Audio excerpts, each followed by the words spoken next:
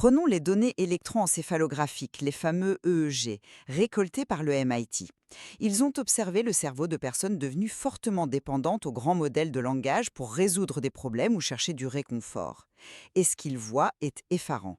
C'est une chute d'environ 55% de la connectivité des réseaux à basse fréquence. Mais concrètement, qu'est-ce que cela signifie pour la personne qui vit ça? On parle souvent d'ondes sans comprendre l'expérience subjective. C'est une excellente question. Ces réseaux à basse fréquence, ce sont les ondes organiques alpha et θ. Ce sont elles qui s'activent quand vous êtes plongé dans une synthèse profonde, quand vous butez sur un concept difficile et que vous forcez votre cerveau à faire des liens. Vous savez, ce sentiment de frustration quand on lit un essai complexe et qu'on doit lever les yeux du livre pour assembler les pièces du puzzle mentalement. Oui, bien sûr. Eh bien, c'est là que le cerveau travaille réellement. Quand l'IA intervient pour vous prémâcher la réponse ou vous donner une validation émotionnelle immédiate, ces ondes s'aplatissent littéralement. Le cerveau ressent un confort instantané et il contourne les processus de mémoire profonde. Le chemin neuronal de l'effort s'étiole. Mais n'est-ce pas simplement le signe d'une plus grande efficacité à court terme? À court terme, oui. L'efficacité frôle les 100%.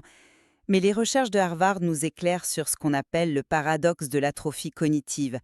À force de ne plus rencontrer de résistance, la motivation intrinsèque s'effondre. Les utilisateurs intensifs rapportent une augmentation de 20% de l'ennui clinique.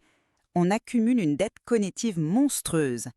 Et le pire, c'est l'impact de cette fameuse empathie sans friction.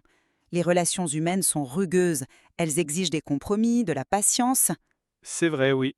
L'IA, elle, est toujours disponible, toujours d'accord avec vous.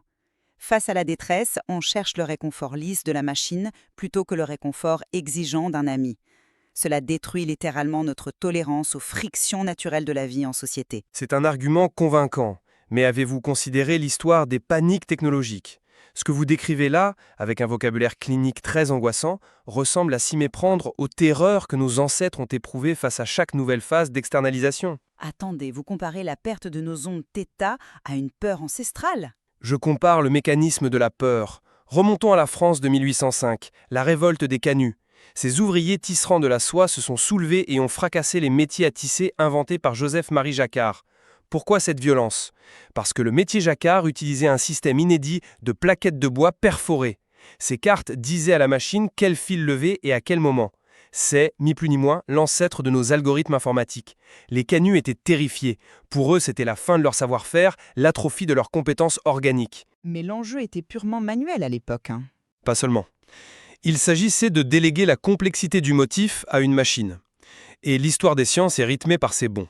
Quand George Boole publie Les lois de la pensée en 1854, il invente une algèbre pour simuler le raisonnement logique.